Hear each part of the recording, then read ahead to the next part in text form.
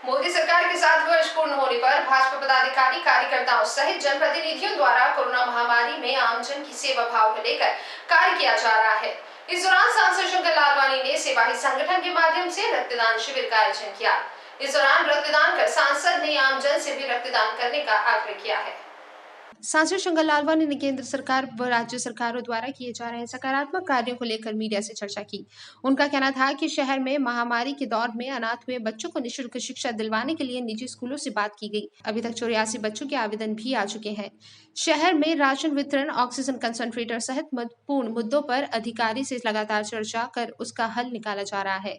उन्होंने कहा कि बच्चों के लिए भी वैक्सीन का ट्रायल चल रहा है। सितंबर-अक्टूबर तक बच्चों के टीकाकरण की शुरुआत हो जाएगी। वैक्सीन के अभाव को देखते हुए 5 कंपनियों को वैक्सीन बनाने का लाइसेंस दिया गया है और 7 कंपनियों के द्वारा स्पुतनिक भी बनाई जाएगी। हमारे पार्टी के राष्ट्रीय अध्यक्ष जी ने ये आह्वान किया था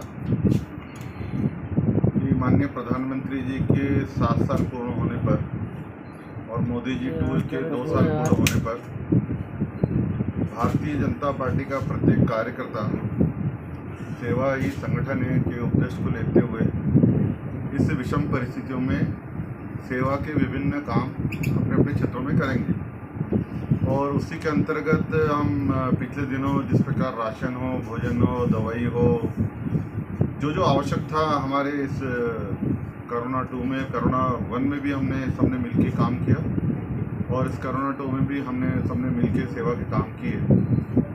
हमने पिछले दिनों ये भी तय किया कि इस कोरोना में जिन परिवारों के बच्चे अकेले रह गए, जिनके माता पिता या कमाने वाले नहीं रहे इस कोरोना कारण, उनको हम शिक्षा देंगे। और शिक्षा ऐसा नहीं, सरकारी शिक्षा तो सरकार दे ही रही है। माननीय मुख्यमंत्री जी ने 5,000 रुपये जो उनकी सहायता के लिए भी दे रहे हैं प्रति माह। लेकिन उसके अलावा कुछ बच्चे ऐसे हैं जो किसी स्कूल में पहले से ही पढ़ते हैं और मुझे जब उनसे कुछ बच्चों से मिलने का मौका मिला तो उनकी मन की भाव थी कि जिस स्कूल में हम पहले से ही पढ़ रहे हैं उसी स्कूल में हम पढ़ें। तो मुझे भी ऐसा लगा कि कहीं वो दूसरे स्कूल में जाएंगे तो उनके मन में एक पीड़ा होगी कि मेरे परिवार में कोई कमाने वाला नहीं है, इसलिए मैं किसी दूसरे स्कूल में जा रहा हूँ। तो हमने क्या, ठीक है, आप जिस स्कूल में पढ़ना चाहते हो आप बताएं, हम उस स्कूल में व्यवस्था करेंगे। और इसी उद्देश्य को लेकर हमने स्कूल वालों से भी बात की और मुझे बताते हुए, जानकारी देते हुए कि स्कूल वालों ने इसमें सहमति दी कि कुछ हद तक हम फीस उनकी कम करेंगे। और समाज वालों ने, इंदौर की ये तासीर है कि सब मिलके इस आपदा में काम करते हैं, समाज वालों ने आगे बढ़ चढ़ के हिस्सा लिया कि हम उन बच्चों को गोद लेंगे, उनकी फीस भरेंगे। अभी तक 82 फॉर्म आ गए हैं। हमने 3 लोगों की कमेटी बनाई है, उसमें एक सामाजिक संगठन के लोग हैं और शिक्षा के क्षेत्र से जुड़े हुए लोग हैं। वो स्क्रूटिंग करके इसको फाइनल करेंगे और हम सीधे जो सहयोग करता है उसको स्कूल के साथ बच्चों को बेच कर देंगे और वो उसकी पढ़ाई को आगे चलाते रहेगा। स्कूल के साथ साथ हमने कॉलेज के लिए भी व्यवस्था की है कि कोई बच्चे कॉलेज में जाना चाहें या कॉलेज में हैं और उनको अगर कोई समस्या आ रही है तो उनकी भी हम मदद करने का प्रयास कर रहे हैं। और कॉलेज वालों से बात चल रही है, मुझे लगता है 2-3 दिन में कॉलेज वालों से जब पूरी बात हो जाएगी उसमें जानकारी में आ जाएगा। खास करके कोचिंग क्लास को लेकर एक बात आ रही है। बच्चों का कहना है कि हम इंट्रेंस एग्ज़ाम देना चाहते हैं, IIT की हो, IIM की हो, PSC की हो, दूसरी परीक्षाएं। तो मेरी कोचिंग वालों से भी बात हुई है, उन्होंने सहमति दी है कि हम कुछ सीटों पर उन बच्चों को लेंगे और हमने कहा निःशुल्क, बाकी अगर उनके हॉस्टल की व्यवस्था हुई तो हम सब मिलकर करेंगे। तो ये किस्सा क्या है कि अच्छे नागरिक बनाने के लिए हम प्रयास कर रहे हैं और ये भी सेवा इस संगठन के माध्यम से इस काम को कर रहे हैं। इसके साथ साथ हमने यहाँ पे देखा होगा, ये जो माननीय मोदी जी के जो 2 वर्ष है, मोदी 2 जी के जो 2 वर्ष हैं, उसमें में विकास में माननीय मोदी जी की केंद्र सरकार ने, हमारी भारतीय जनता पार्टी सरकार ने क्या क्या किया, उस समय आएगा हम आपके बीच में लाएंगे। पर इस कोरोना के समय जो हमारे माननीय प्रधानमंत्री जी ने, जो हमारी केंद्र की सरकार ने जो किया है, उसकी कुछ बातें मैं आपके सामने रखना चाहता हूँ।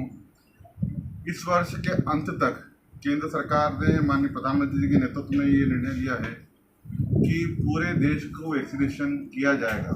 ये सरकार ने निर्णय लिया है। हमने देखा पिछले 9 माह में 2 वैक्सीनेशन भारत में, जो भारत में निर्मित है, वो हमने 9 माह के अंतर्गत उसकी ट्रायल लेके सभी उसकी फॉर्मेलिटी पूरी करके उसको हम लॉन्च किया है। ये बहुत बड़ी केंद्र सरकार की उपलब्धि है। तीसरी, बच्चों के लिए भी हम तैयारी कर रहे हैं। आने वाले दिनों में बच्चों की ट्रायल हो रही है और बच्चों को भी वैक्सीन लगाने का संकल्प लिया जा रहा है। मैं आपको बताना चाहूँगा कि आने वाले जून माह में 10 करोड़ वैक्सीन की तैयारी है उत्पादन की, और आने वाले जुलाई में 17 करोड़ वैक्सीन का उत्पादन का निर्णय लिया है सरकार ने। अगस्त में ये बढ़ के 19 करोड़ हो जाएगा, और सितंबर में 40 करोड़ वैक्सीनेशन का उत्पादन होगा, और दिसंबर आते आते 50 करोड़ से ज़्यादा वैक्सीनेशन का उत्पादन होने लग जाएगा। तो इसका मतलब आने वाले दिनों में वैक्सीनेशन को लेकर सरकार बहुत तेज़ी से काम कर रही है, और जिस प्रकार सरकार की मंशा है कि पूरे भारत में वैक्सीनेशन होना चाहिए, वो आगे बढ़ रही है। ऑक्सीजन को अगर हम बात करें, 2020 में अगर ऑक्सीजन का उत्पादन 5,700 टन पर डे था, 5,700 टन पर डे ऑक्सीजन का उत्पादन देश में होता था। माननीय मोदी जी की सरकार ने इसको बढ़ाकर आज की तारीख में 9,440 टन ऑक्सीजन पर डे उत्पादन हो रहा है, यानी लगभग 2 गुना के आसपास ये ऑक्सीजन का उत्पादन माननीय मोदी जी के नेतृत्व में हुआ है। हमने देखा है कि किस प्रकार सिलेंडरों की कमी आई, किस प्रकार ट्रांसपोर्टेशन के लिए कंटेनरों की समस्या आई, उन सब को उन्होंने पूरा करने का प्रयास किया, चाहे सिलेंडर हो, ट्रकों के माध्यम से हो। हमने ये भी देखा कि रोड के माध्यम से ऑक्सीजन पहुँचाई गई, रेल के ऑक्सीजन ट्रेनें भी चली, और इसके साथ साथ ऑक्सीजन वायुसेना के माध्यम से भी एक स्थान तक दूसरे स्थान तक पहुँचाया गया। जहाँ तक शासकीय वेंटिलेटर बेड की आवश्यकता है, क्योंकि इसमें सबसे ज़्यादा इस बार हमने देखा कि सरकारी में अस्पतालों में वेंटिलेटर बेड सबसे ज़्यादा लगे। 2020 में लगभग 20,000 के आसपास वेंटिलेटर बेड थे, जो इस बार बढ़कर 44,000 से ज़्यादा हो गए हैं, और सरकार इसमें आगे भी काम कर रही है। इंजेक्शन को लेके बीच में बहुत सारी बातें आई कि रेमडेसिविर इंजेक्शन जो है उसकी कमी है। पहले इसका उत्पादन 37 लाख इंजेक्शनों का होता था, जो कि अभी बढ़कर 1 करोड़ से ज़्यादा हो चुका है।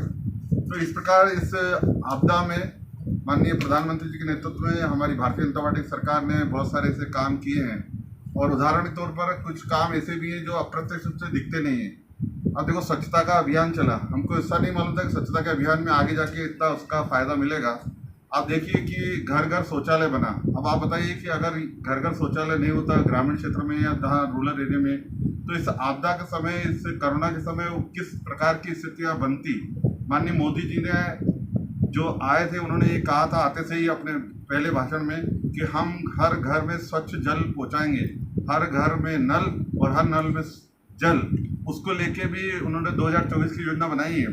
हम मध्य प्रदेश में, और खास करके मैं इंदौर में बताना चाहता हूँ कि इंदौर में अगले वर्ष तक हर घर में नल रहेगा, ग्रामीण और शहरी क्षेत्र में, और हर नल में जल रहेगा। ये योजना हम तेजी से ला रहे हैं, और लगभग इंजेक्शन में इतनी वृद्धि हो गई, ऑक्सीजन में इतनी वृद्धि हो गई, तीसरी लहर आने वाली है। क्या लगता है कि जितनी देश की आबादी है उसके मुताबिक ये व्यवस्थाएं भी अनुकूल होंगी या पर्याप्त होंगी? अभी से ही तीसरी लहर की जो बात आ रही है, केंद्र सरकार, राज्य सरकार और हम सब मिलकर तैयारी कर रहे हैं, और मुझे लगता है कि पहली लहर में हम सब अनजान थे, दूसरी लहर में हमने बहुत कुछ सीखा, और तीसरी लहर में मुझे लगता है हम सब व्यवस्था करने का प्रयास कर रहे हैं अभी से।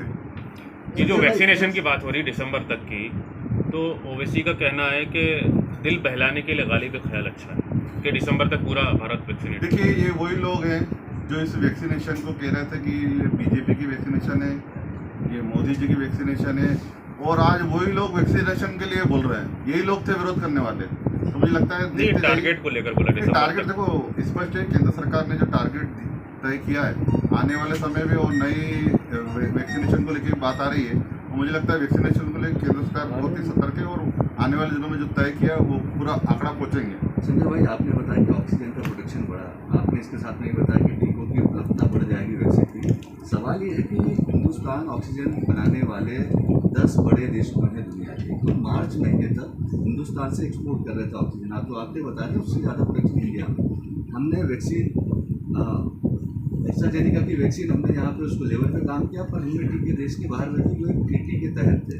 क्या इसको लेकर इंडिया फर्स्ट जैसे की पॉलिसी बनेगी कि पहले ऑक्सीजन और पहले टीके देश के लोगों को दिए जाए? उसके प्रधानमंत्री के नेतृत्व में इस पर गहन चिंतन हुआ है, और मुझे लगता है कि जो आप बात कर रहे हैं, पहले ऑक्सीजन की पहले फेज़ में हम सब ने देखा इसकी आवश्यकता नहीं थी। जैसे ऑक्सीजन की आवश्यकता पड़ी, उन्होंने जो अरेंजमेंट, जो व्यवस्था करना थी, उन्होंने एक कैबिनेट की हाई पावर कमेटी बनाई थी जो इस सब चीज़ों को देख रही थी, और जहाँ जहाँ आवश्यकता है, खास करके जो प्लांटों से, आयरन प्लांटों से लोहे के जो जहाँ उत्पादन होता है, वहाँ ये ऑक्सीजन की पर्याप्त मात्रा थी। पर ट्रांसपोर्टेशन को लेके समस्या जरूर आई थी, मुझे लगता है बाद में वो टैंकरों की व्यवस्था हुई, ट्रेन की व्यवस्था हुई और वायुयान से पहुँचा गया।